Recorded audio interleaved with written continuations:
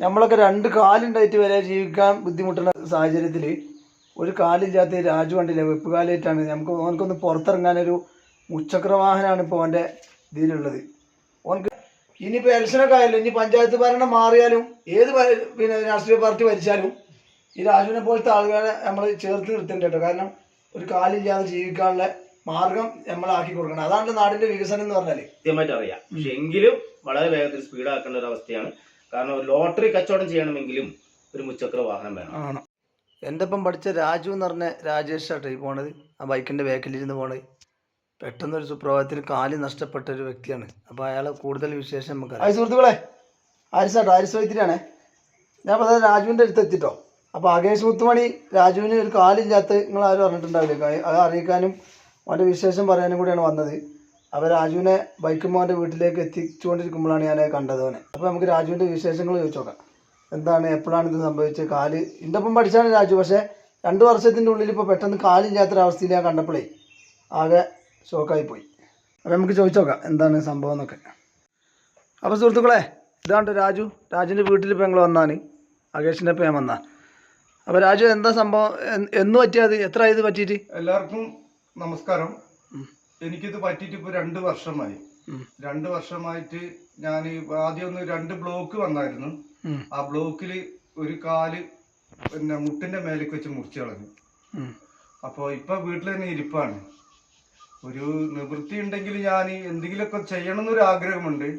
ആരും എന്നൊരു സഹായമില്ല. ഒന്ന് പഞ്ചായത്തിൽ നിന്നോ ട്രൈബിൽ നിന്നോ എന്തെങ്കിലും ഒരു സഹായം കിട്ടുകയാണെങ്കിൽ ഞാൻ എന്തെങ്കിലും ഒന്ന് ചെയ്തിട്ട് മുന്നോട്ട് പോകുമായിരുന്നു. പക്ഷെ ഇതുവരെ ആരും സഹായിച്ചിട്ടില്ല. ഇപ്പോൾ ആരീസും ഈ അഭിലാഷേട്ടയും ഒക്കെ വന്നിട്ട് നമ്മളൊന്ന് കണ്ടപ്പോൾ തന്നെ ഒരു വലിയൊരു സമാധാനമാണ്.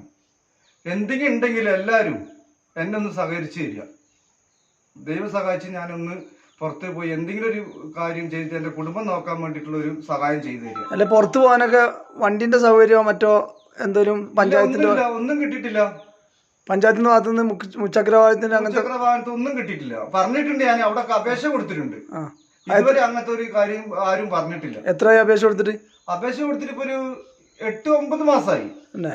അത് അന്ന് പിന്നെ പഞ്ചായത്തിന്റെ ഗ്രാമസഭയിൽ വരെ ഞാൻ അപേക്ഷ കൊടുത്താണ്. ഇതുവരെ ഒന്നും കിട്ടിയിട്ടില്ല. അപ്പോൾ നമുക്ക് പറയാനുള്ളതെന്ന് വെച്ചാൽ രാജുവിനെ പോലെ ഒരുപാട് ആളുകളുണ്ട്. പഞ്ചായത്തിൽ എന്നൊക്കെ പറഞ്ഞാൽ കൊടുത്തു കഴിഞ്ഞാൽ പെട്ടെന്ന് കിട്ടില്ല, നമുക്ക് കൃത്യമായിട്ട് അറിയാം. പക്ഷെ എങ്കിലും വളരെ വേഗത്തിൽ സ്പീഡാക്കേണ്ട ഒരു അവസ്ഥയാണ്. കാരണം ലോട്ടറി കച്ചവടം ചെയ്യണമെങ്കിലും ഒരു മുച്ചക്ര വാഹനം വേണം. അപ്പൊ അത് ആരെയും കുറ്റപ്പെടുത്തി പറയല്ല, അതിൻ്റെതായ കാരണങ്ങളൊക്കെ ഉണ്ടാവും. പഞ്ചായത്താണെങ്കിലും ഇടപെടണമെങ്കിലും മറ്റ് ട്രൈബിലൊക്കെ ഇടപെടണമെങ്കിൽ അതിന് കാരണങ്ങളുണ്ടാവും. പക്ഷെ പെട്ടെന്ന് ഇടപെടണം നമ്മൾ ഇതോടെ അപേക്ഷ പോലെ പറയുകയാണ്. അപ്പൊ മക്കളെ കേട്ടില്ലേ, നമ്മളൊക്കെ 2 കാലുണ്ടായിട്ട് വരെ ജീവിക്കാൻ ബുദ്ധിമുട്ടുന്ന സാഹചര്യത്തിൽ ഒരു കാലില്ലാത്ത രാജു കണ്ടില്ലേ, വെപ്പ് കാലായിട്ടാണ്. ഓനക്കൊന്ന് പുറത്തിറങ്ങാനൊരു മുച്ചക്ര വാഹനമാണ് ഇപ്പോൾ ഓൻ്റെ ഇതിലുള്ളത്.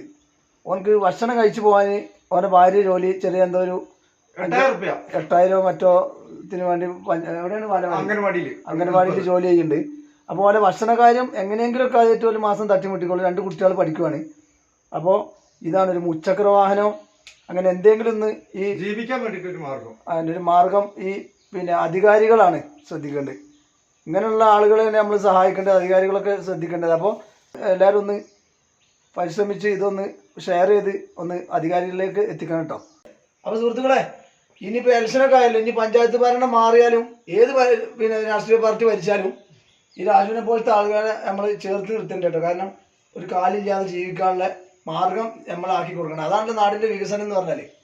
അപ്പം എന്നാൽ ആയിക്കോട്ടെ രാജു, ഞങ്ങളെ പോയിട്ട് ഓക്കെ, ചെറിയൊരു ചായ പൈസ കഴിച്ചു.